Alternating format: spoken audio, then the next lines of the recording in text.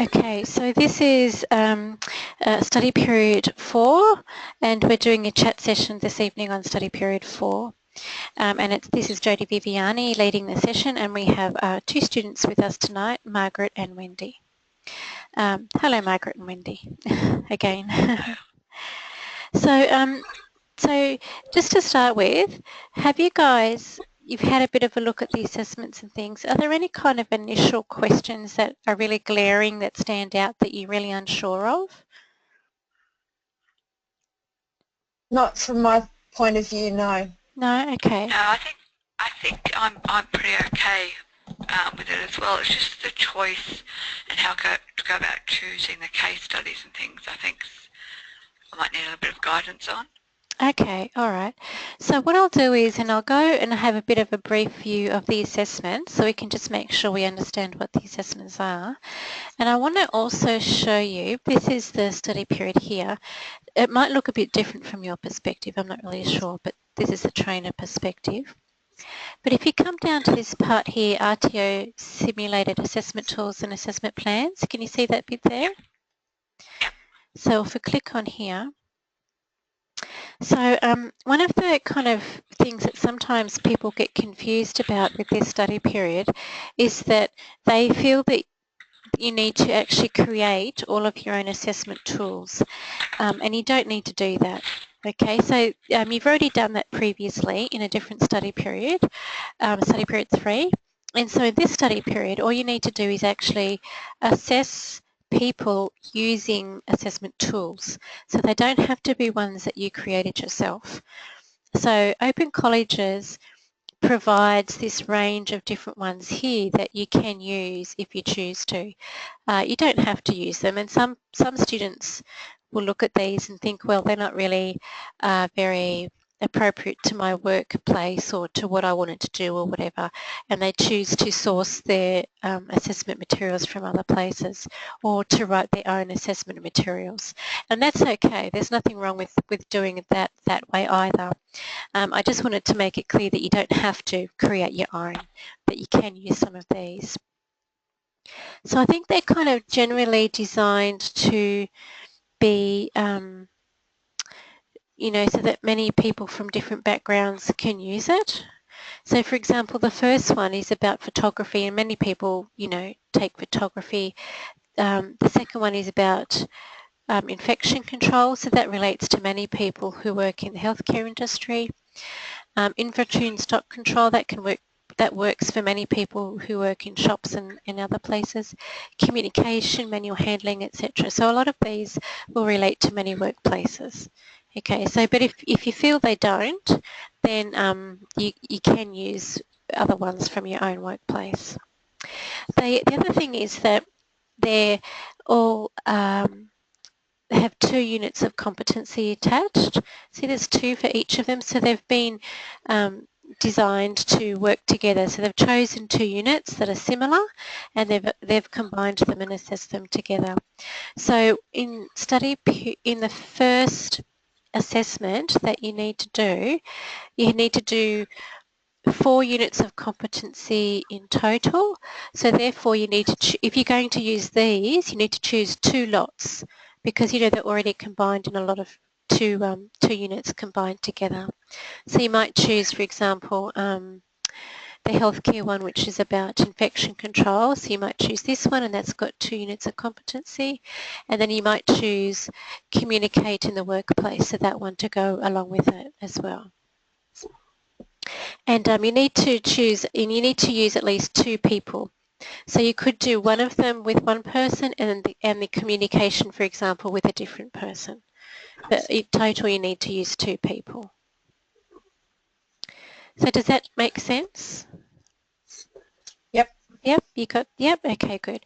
So the first study, the first one, which is about just a straight sort of training and assessment pathway, the 0-1 assessment, you need 4 units of competency.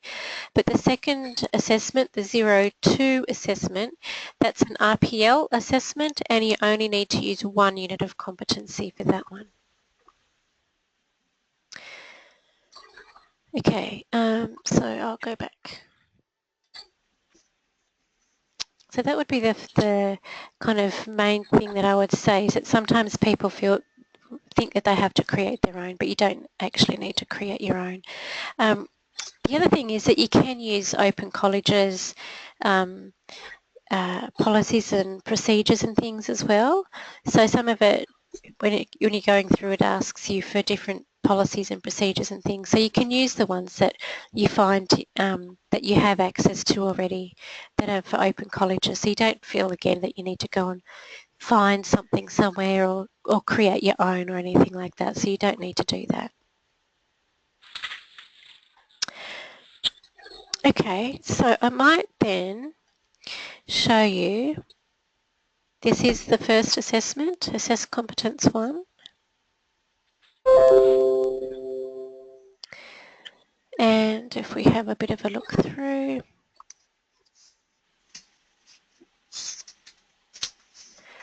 that's generic. So this is Appendix A, and some of this you probably have seen a lot of it. I might make it a bit bigger. Is that better? Can you see it better now? Yes, that's good. Yeah. That's great. Thank you. Yeah. Okay. So some of this will come from the assessment plan, and if you're going to use those simulated assessment tools that I just showed you, they typically have an assessment plan there. If there doesn't happen to be one because maybe it was missed or something, then you can create your own. And it doesn't have to be long, like the assessment plan is usually only about a page or something. And this is the kind of information that comes up in an assessment plan. So what's the purpose of assessment? Why are you doing it? Clear guidance for the assessor, etc. What's the unit of competency? So the benchmark is another word for the unit of competency.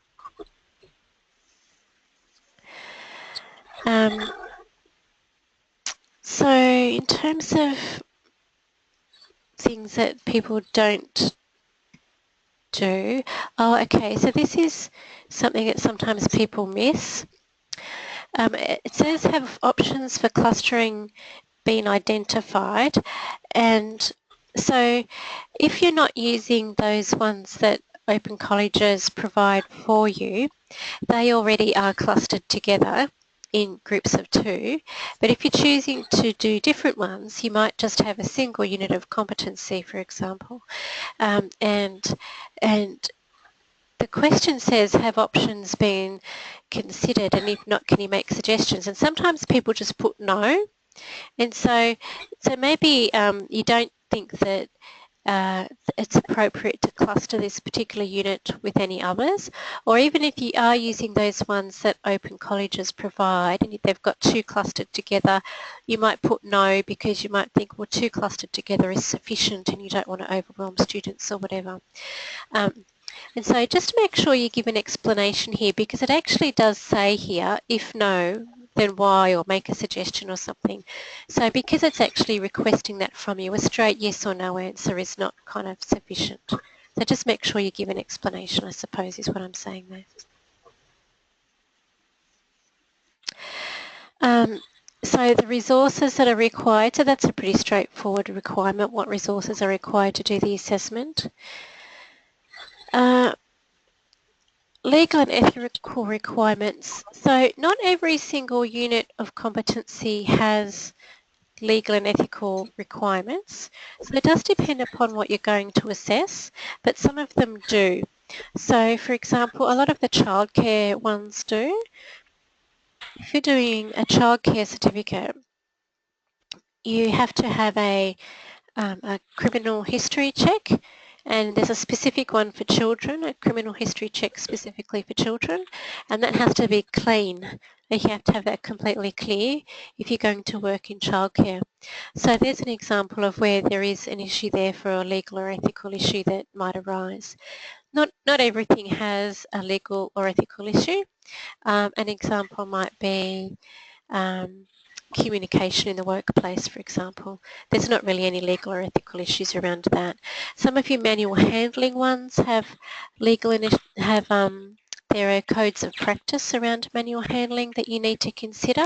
So that might be something that you put in there. So just think about what it is that you're actually assessing, and that's what you would write in here. And again, it's asking you to explain it through that question there at the end. So don't just put yes or no, just like explain what it is that your answer is there.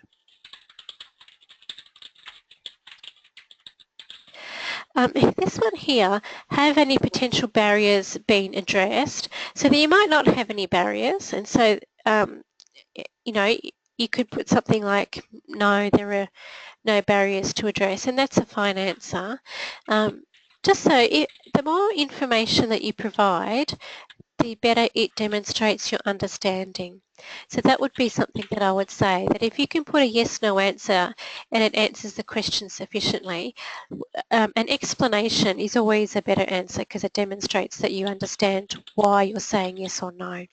So you might say, my student has no potential issues and therefore we don't need to make any reasonable adjustments, but here are 3 examples of particular ones that might crop up that I could do if the need arises. And so if you do something like that, it just better shows that you understand the concepts and what's happening there.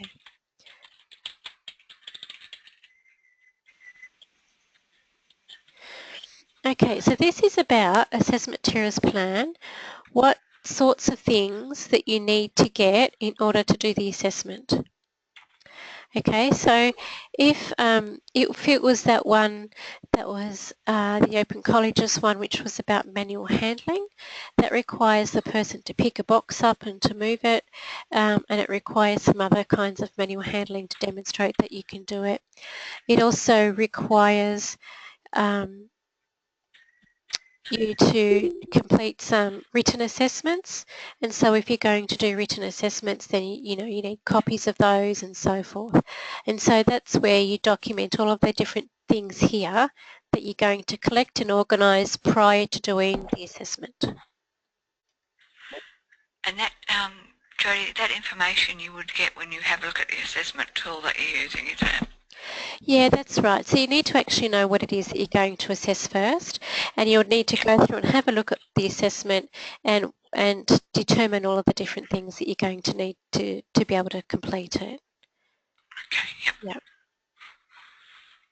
The mystery of this one is becoming clearer already. It's great. Oh, good. Safe work. Now obviously there are going to be some things that you assess that are going to be more risky than others. So the communication one, for example, there's not going to be a lot of risks there that you need to do, but nevertheless you need to kind of always plan for a safe work environment. Obviously the one for manual handling and some of those other ones might require more safety issues to be involved. So what you could do, this is just to make sure that you have planned for it. So that you've planned, what do you do in an emergency, for example. And so what you might say there is, in the classroom, prior to students sitting down to conduct their role plays, I'm going to explain to them where the exit is to the building and where we have to meet if there's an emergency. Oh, Wendy's lost audio. Okay. Can you hear me, Margaret? Yes, I can. Oh, okay. All right. Well, I guess Wendy will pop back in when she can.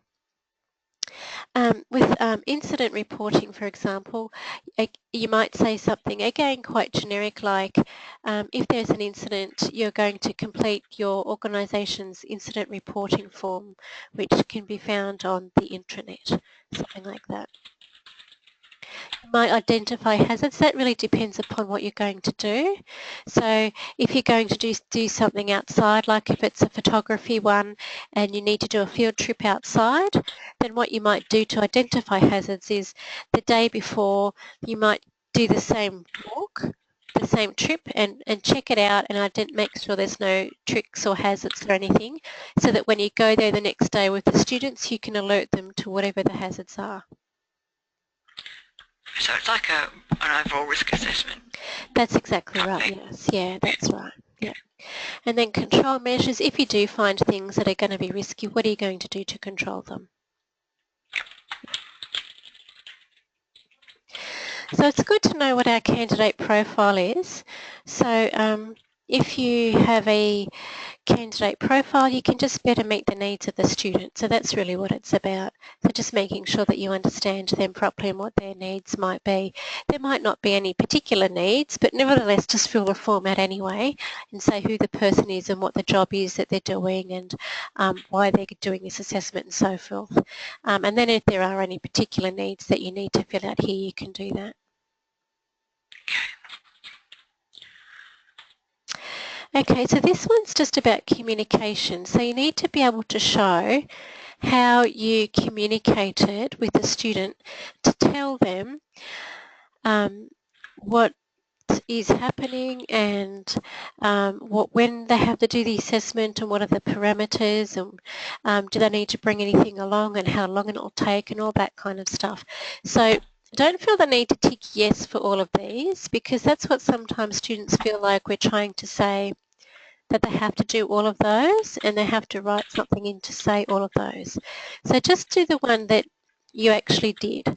So if you did an email, for example, you could say, I wrote the student an email, and then you could just do a screenshot and copy it underneath here, underneath the table here. Just put a screenshot of the email.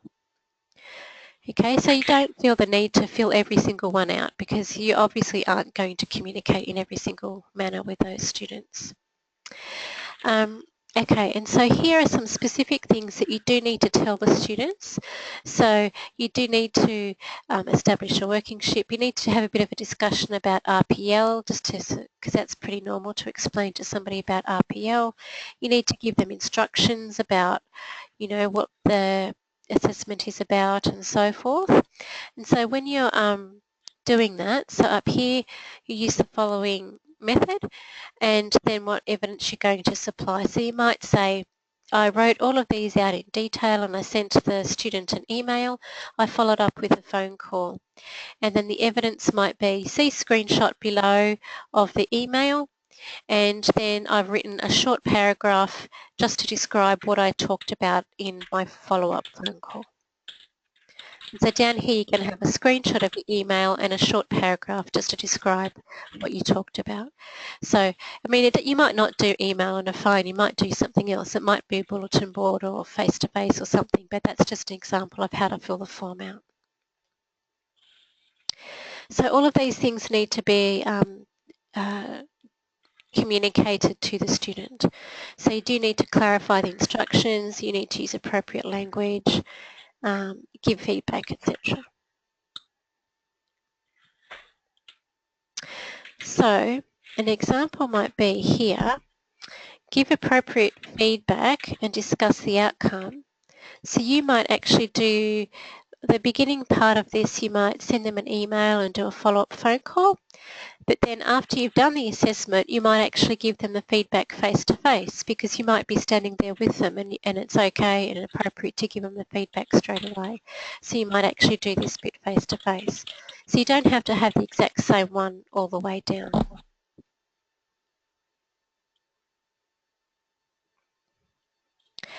Okay, so this is just to get an agreement with the candidate. The candidate has to say yes, that you've explained everything appropriately to been explained and they understand it all and so forth, and then the candidate has to sign at the end and the assessor signs at the end as well.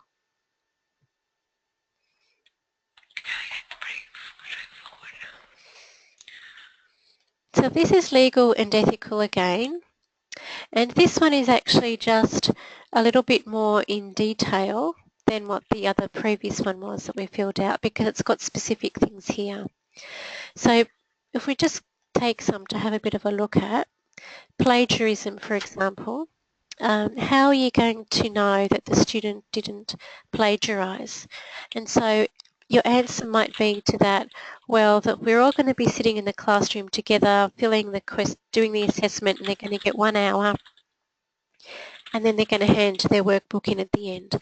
And so therefore, there won't be an opportunity for the students to be able to plagiarise.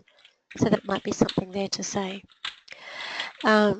Security of information. So you might say, you know, you're going to collect all of the assessments at the end. You're going to keep them in your briefcase, which has a lock, and you're going to go straight home or straight back to the office and secure them as you usually would according to your organisation's policy and procedure.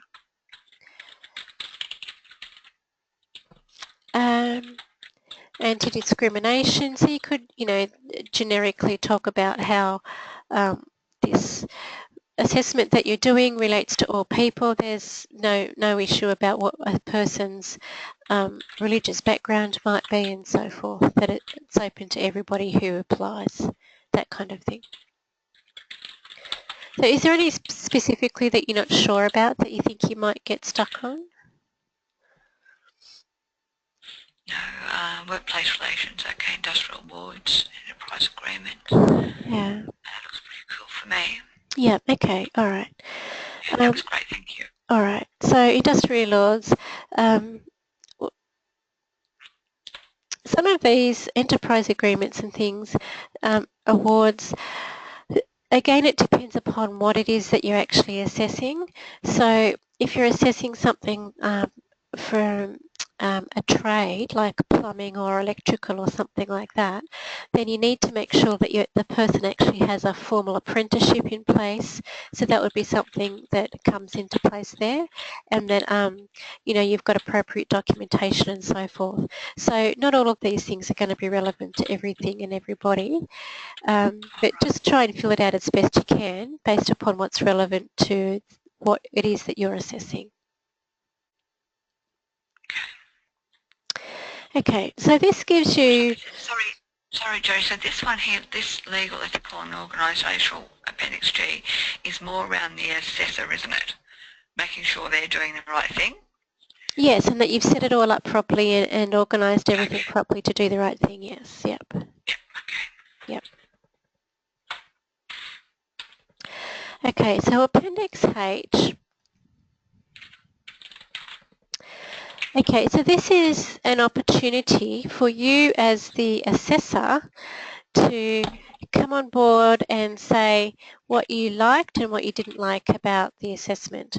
So who did you assess, what were the outcomes, and here you can put your recommendations for improvement, and who do you recommend should actually go ahead and do those. So what thing do you think could improve the actual assessment itself? So it's your opportunity to give feedback. So within training and assessment circles, that's actually pretty common. It's actually best practice that after conducting assessments, that the trainer has the opportunity to provide feedback to tell people how the assessment could be improved. So this is your opportunity to do that as a trainer. So it's like a little sort of validation type thing, is it? Yeah, that's right. Yeah, that's right. A little mini validation thing that comes at the end, yes. Yep. Oh, we've got that one completely wrong. That's great. I understand that now. Yep. Okay, great. Wendy, are you back on board? Can you hear us now? I can hear you. Can you hear me? Yes, I can. Very good. Yay. Okay. Well, luckily we've recorded it, so you can go back and have a bit of a look at the bits you missed. Thank you. Okay, now this professional development plan, this is, you complete this after you have completed the actual assessment itself. So, and you're going to have a bit of a look at what sorts of things you need to do to be able to continue on in your journey of developing your skills and knowledge. Yep, so this is an area to talk about your strengths and weaknesses, and then how to improve it. And here, professional development are some of the kinds of things that you might do to actually improve your skills and knowledge. So one of the things I would say is that when you're looking for activities, maybe courses or anything that you might go to, or you might subscribe to a journal, or you know, you might choose someone to mentor you or something like that, whatever it is that you're going to do, consider two things. Because when you're a trainer and assessor, you have to keep 2 lots of skills and knowledge up to date, not just one. You have to keep your training and assessing skills and knowledge up to date, but you also have to keep up to date with the vocation that you're training and assessing, the topics that you're doing. So if you're a nurse, you need to keep your nursing skills up to date as well as your training and assessing skills. So have a bit of a look at both of those things, consider them both, and maybe try and at least put one entry for each of those. I think that would improve your assessment if you did that. Jodie, does that have to go back or refer back to the assessments that you've chosen to assess, or can it be real life stuff? So, for an example, I'm a category manager marketer. Yeah. Would I do this based on the assessment I've done and the skills I would need to do that better, or on my real life stuff? So are you going to, in general, be training and assessing on management? Would that be correct? Yeah, I think I'll use what's there on from you guys rather than develop my own, but there's a couple of general administrative ones there and stuff like that that I'll probably choose. And the manual handling one. Control inventory and stock, maybe that would be a good one as well. Yeah, that's right. So they relate to your background anyway. So I think that make that, a generic comment about your background and what you're intending to train. Yeah. Okay. Great. Okay. So that's the end of that assessment. Now, as well as filling out these appendices here for this, make sure that you submit the student completed assessments. So don't just fill these out, because that can be something else that happens, that students feel like, oh, I finished the appendices, that's all you need to do. You need to also submit the evidence of having assessed the person. So if you've done one with questions and answers, you need to submit where the student has handwritten their answers in, and when you've gone through afterwards and you've ticked and crossed and you've made comments, and then where you've made a decision at the end of competent or not competent, and you've given a paragraph to explain your decision to the student. So the whole aspect of actually assessing a student is the crux of what study period 4 is about. So you need to, as well as complete the appendices, submit the evidence of having done that assessing task. Yep. Okay, good. So one set of appendices per assessment. So if you're doing one of these, which are grouped in lots of 2, then just one for a lot of each group of 2 that you're doing. So if you're going to choose 2 lots of these, then you need to do the appendices twice. So one for communicate in the workplace, etc., and the other one might be for if you've chosen manual handling. Yep. Okay. Yep. If you're not going to use Open College's provided resources, and to say, for example, you've got 4 units of competency that are individual assessments and then are not related to each other in any way at all, then you need to complete the appendices 4 times, one for each assessment that you actually do. Yep, does that make sense? Yep. Okay. Alrighty, good. So if I did that, sorry, if I did that caption, the photography one, yep, I've only got to do 1 lot of appendices. That's correct. 1 lot of appendices for this, because it's one assessment. So it's got 2 units of competency, but they've been clustered together as one assessment because they're similar. And so because they're clustered together as one assessment, you just have to do the appendices once. Okay, thank you. Yep. Okay. Is that a typo there? Is there 2 assessment tools, or is one just a plan? Maybe it's just been uploaded twice. I think maybe, I don't know. Let me open it and see. So for all of them. some of them say plan, assessment plan, and some say assessment tool. Yeah, So that one might. So this is an actual tool, and so let me click the second one down. So this one has a mistake in that it's uploaded the tool twice instead of the plan and then the tool, like all the other ones have. Yeah, so that's a mistake. So I might actually email the course coordinator and let her know that so she can fix that up. Yep, there you go. It's a good observation. Thank you. And there's one down at the bottom too. Yeah, it's happened again. BSB, sorry, where are we? BSB WOR203. Oh, the assessment plan. Oh, the assessment plan's been uploaded twice. Twice, it looks. That's the assessment plan, yep. Unless they just hasn't been named properly.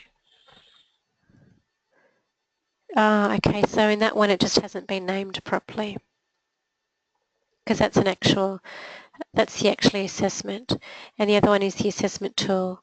So in that one, it's correct. It's just been incorrectly named. Yeah. Yeah. So that probably needs someone to go through this whole page and just fix up any minor errors like that. Yep. Okay.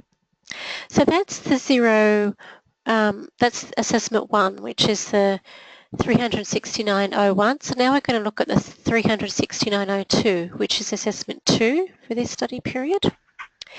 Now, assessment 2 is RPL. So conduct something via RPL, and it's got some short answer questions to go with it. So we'll just quickly look at the short answer questions. Here they are. And they're basically about assessment, short things that just relate to assessment. So again, just make sure that you're clear and concise in what you say, and a bit more of an in-depth answer is, better demonstrates your understanding. Would be something to say about that. Now these appendices are the same. Okay, so I'm not going to go through all of the appendices again because there's nothing different in them, except, there's nothing different in them, they're the same. So, but I do want to explain to you the difference between RPL and a standard assessment. Okay, so this one is conduct RPL. So in the other one, the person is actually doing an assessment.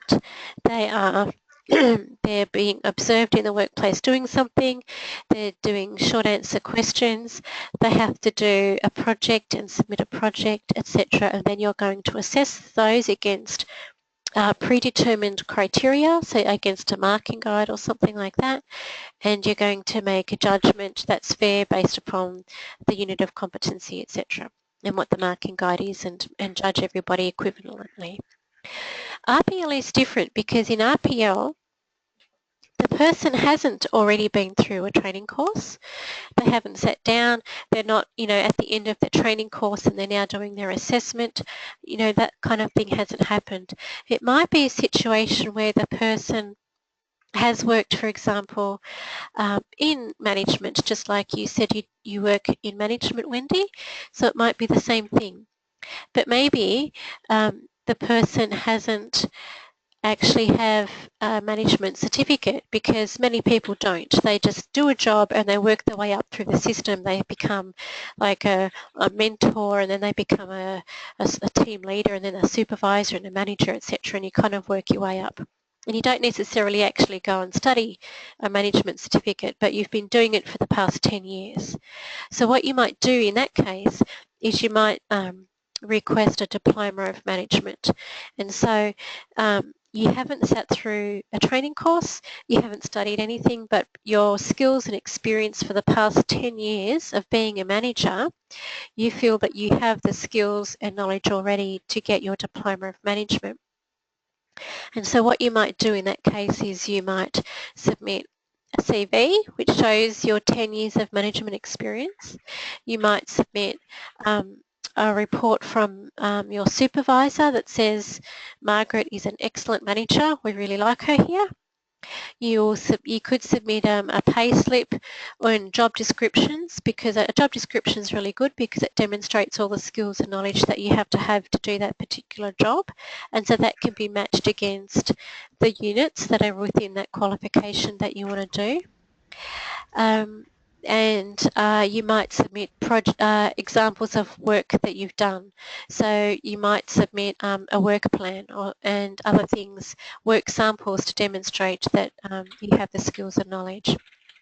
And so you submit that, and the person looks at it and they'll compare it to whether it's the qualification or even a single unit of competency, and make a decision as to whether the evidence you've submitted does meet the requirements of this unit.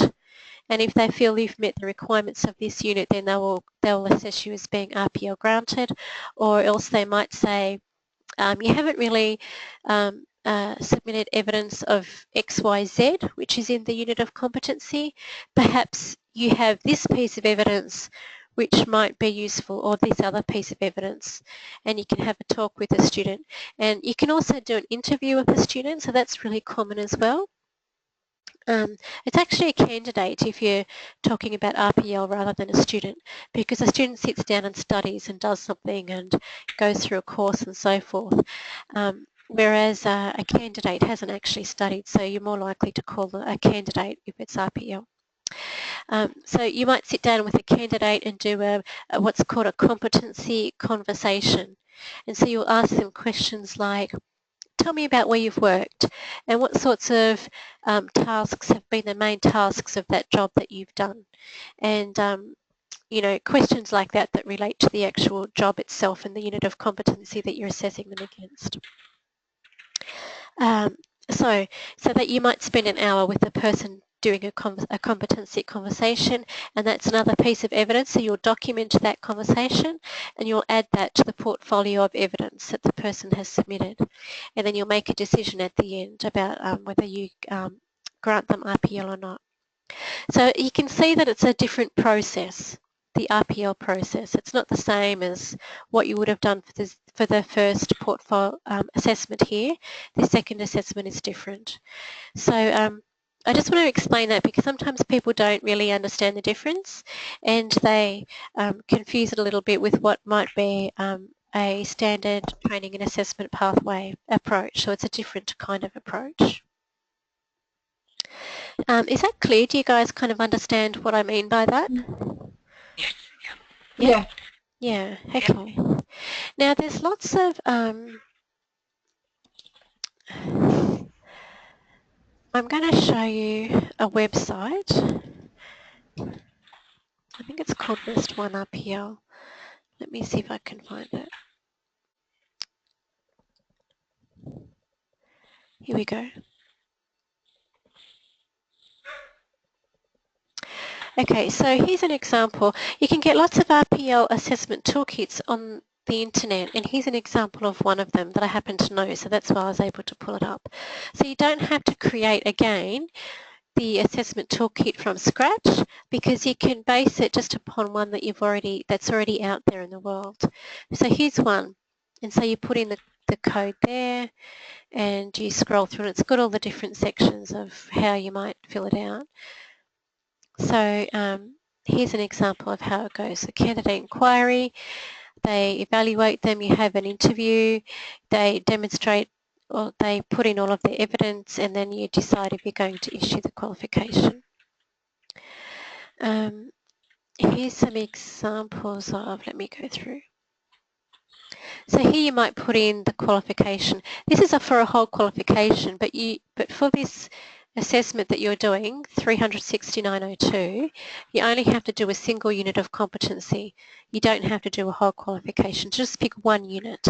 If you do a whole qualification, you're just making life hard for yourself, and it can be, it's the first time you've ever done it, so I recommend just stick with one unit, and that's all you have to do is one unit for the qualification anyway. So there's lots of other ones as well. I'm just giving you an example of one. So here might be, for example, type your question. So it's just a format. So you might put your question here for your competency conversation, and then where it says the assessor comments, that's where you're going to make a little note here about what their answer was and whether you think their answer was sufficient or not sufficient. So you've got a yes/no column there where you can tick that off to say if you think it's sufficient or not. Joe, do we still have to choose from the subject in,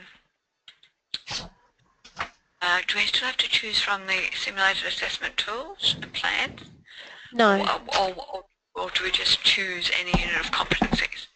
You choose any unit of competency. So okay. These ones that are in here, these are for a straight training and assessment pathway, not for an RPL pathway. Yep. Okay. So this is an example of a way of a different way of working out, how to set something out. So if you're doing a competency conversation, here's your question. These are the different points that you might put down here about what you're expecting the person to say. And the assessor notes section is where you're going to say what the student answer was when you interviewed them. So we actually have to do an assessment tool for this as well, using some sort of layout like this, is it? Well, you need to submit something. This is an What about the... Sorry? What about the work we did on the last EPL? I think it was 3... I can't remember what it was now. Because we had to do an RPL tool. Yes, you can use that, yes. Could we use that? Yes, as long as it was created to assess a whole unit of competency. That's the only thing. You have to do the whole unit. So you can't RPL part of a unit. You can only RPL a whole unit. Okay. Yep, does that make sense? But if I think we did. It was in study period 3. 3006702 it was. We had to do a RPL assessment tool. Yes, yeah, that's correct. So you can use that, yes. Oh, that'd be great. Okay. Yeah. Oh, and that's on a pretty, the one I did was on a pretty generic thing too, so I shouldn't have trouble finding someone that can actually sit and improve that stuff for me as well. Yeah, okay, great. Yeah. Okay. So if good, you can use that, or you can use one that's already kind of partially been created, like this one. So this is, again, candidate information, which provides information about their background and history and so forth. And so again, but you don't have to. You can use the one that you created for study period 3. Yep. Okay. So if we're looking, so otherwise, and again, just make sure that you submit the information of having actually done the assessment. So if the student submits to you a CV and you've done an interview with them and they submit a work sample, just make sure that you provide, that you upload all of that with your assessment, with the appendices completed, and to make sure you give, your grading of them, so whether that's RPL granted or not granted, with an explanation as to why, because that's part of the whole assessment process, is providing the feedback. And so make sure that you submit all of that, as well as the short answer questions, as well as the appendices completed. Yeah. So is that clear? Do you understand what is required for the second assessment for this study period? Yes. Yep. Okay, great. Yep. Alrighty. Yeah.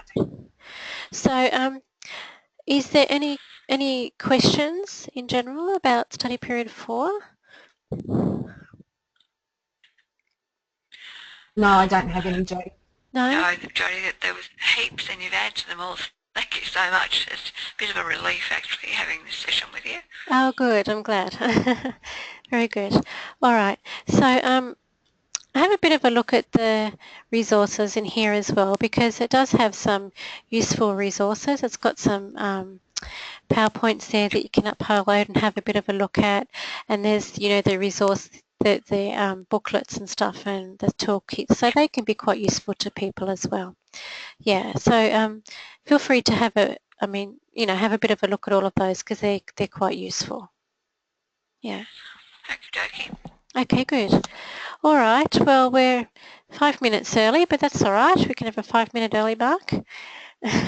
So if you want to review that, this is recorded and it will be uploaded along with all of the other recordings for the TAE, so you can just review it again, particularly for you, Wendy, because you missed a bit of it in the middle.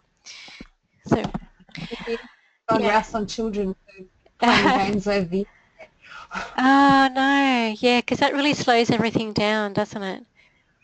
It slows everything down. does. Yeah, it sure does. It's one of the reasons why I don't show the screen, actually, because not the screen, I do show the screen, but I don't actually show the video, the webcam, not because I don't want to show myself, but just as it does actually slow it down a little bit. But I might just do it to show you. Let me see. Here we go. Is that going to work? There we go. Hello. So Hello. sometimes what I do at the beginning is I get students to put it on just so that we can see and say hello and look at each other and so forth, because it's quite nice to just have a visual of everybody. But I don't usually get people to leave it on the whole time, because it actually does what happens to you, Wendy. It sucks up a lot of your power and resources on the internet, and it can make things go a bit astray, like you lose audio and so forth. So that's what happens. So you better go back and rouse on those children of yours, Wendy. Yeah. Alrighty. Well, thanks, guys. Thanks for coming, and you can watch the recording again when that's uploaded. So probably in a few days' time it will get uploaded. Yeah. Okay. Thank you so much. Alrighty. That was fantastic. No worries. Thank you. Wendy. Bye, guys. Bye. Bye.